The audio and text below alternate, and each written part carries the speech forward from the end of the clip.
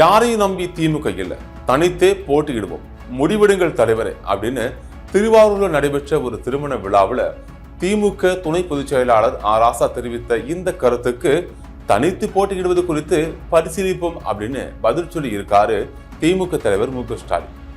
கூட்டணிகளை வெற்றி தோல்விகளை தீர்மானிக்கும் நிலைமை வந்த பிறகு திமுக தனித்து போட்டியிட்டதா வரலாறு இல்லை. ஆனா நீண்ட இடைவெளிக்கு பிறகு 2014 மக்களவை தேர்தலில் கிட்டத்தட்ட அப்படியான ஒரு பரீட்சைக்கும் தயாரானது திமுக. அப்போது திமுக தலைமையில தமிழகத்துல உதித்த ஜனநாயக முற்போக்கு கூட்டணியில பிசிக, புதிய தமிழகம், மனிதநேய மக்கள் கட்சி, இந்திய யூனியன் முஸ்லிம் லீக் ஆகிய கட்சிகள் மட்டுமே இருந்தன. இதுல திமுக தவிர பிற கட்சிகளின் அன்றைய வளர்ச்சியை கணக்குல எடுத்துக்கிட்டா கிட்டத்தட்ட திமுக அந்த தேர்தலை தனித்தே எதிர்கொண்டதுக்கு தான் சமம். அந்த தேர்தலில் திமுகவுக்கு 23.6 விழுக்காடு வாக்குகள் கிடைச்சாலும் ஓரிடத்துல கூட அந்த அணியால வெற்றி பெற முடியல. அதே சமயம் யாரையும் கூட்டு சேர்க்காம தனித்தே தைரியமா களமிறங்கிய அதிமுக 44.3 விழுக்காடு வாக்குகளை பெற்று 37 தொகுதிகளை வென்றது. அப்போது தமிழகத்துல ஆட்சி கட்டளையில் இருந்தது அதிமுக. இந்த தேர்தலில் பாமகவும் பாஜகவும் கூட்டணி அமைத்து போட்டிக்கிட்டு தலா ஒரு தொகுதியை வென்றன. பாமகவுக்கு 4.4 விழுக்காடும் பாஜகவுக்கு 5.5 விழுக்காடும் வாக்குகள் கிடைச்சது. தனித்து விடப்பட்ட காங்கிரஸ் கட்சியால 4.3 விழுக்காடு வாக்குகளை மட்டுமே பெற முடிஞ்சது. கம்யூனிஸ்ட் இயக்கங்கள் தங்களுக்குள்ள ஒரு கூட்டணியை உருவாக்கி களம் கண்டன.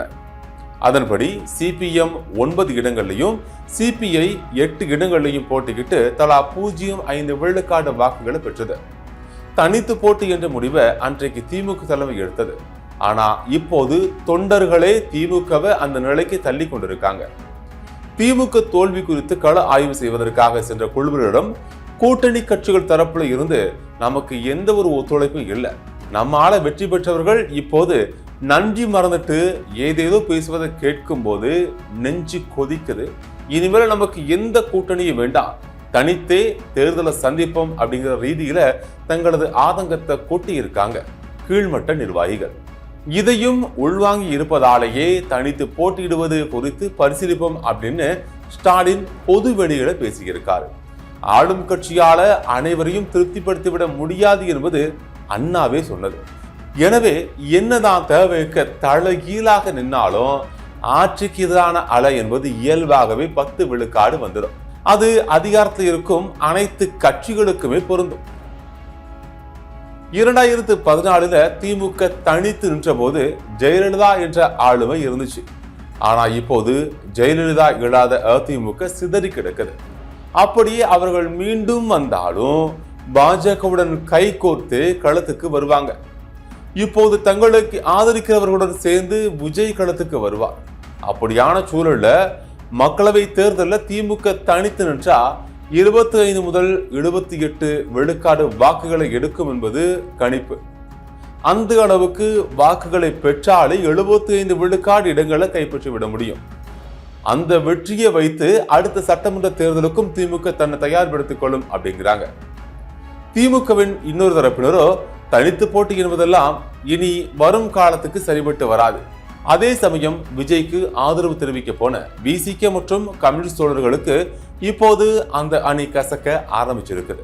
தங்களால ராஜினாமா செய்ய வைக்கப்பட்ட அதிமுக எம்எல்ஏக்களை மீண்டும் தேர்தலில் ஜெயிக்க வச்சு தனது சுய பலத்தை பெருக்கிக் கொள்ளவே நினைக்குது தேவைக்க.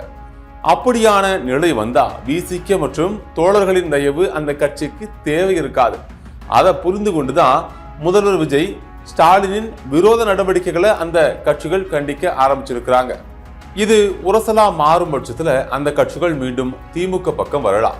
அவர்களை மீண்டும் கட்டு சோற்றுக்குள்ள வைத்து கட்டுவதை விட மாமக மற்றும் தேமுதிகவை தக்க வைத்துக் கொண்டு பாமகவையும் நாம் தமிழர் கட்சியையும் தங்கள் பக்கம் கொண்டு வரும் வேலையை திமுக தலைமை செய்ய வேண்டும் அப்படின்னு சொல்றாங்க. திமுக தலைவர் ஸ்டாலின் என்ன முடிவெடுக்கிறார் அப்படிங்கிறத பொறுத்திருந்து பார்க்கலாம்.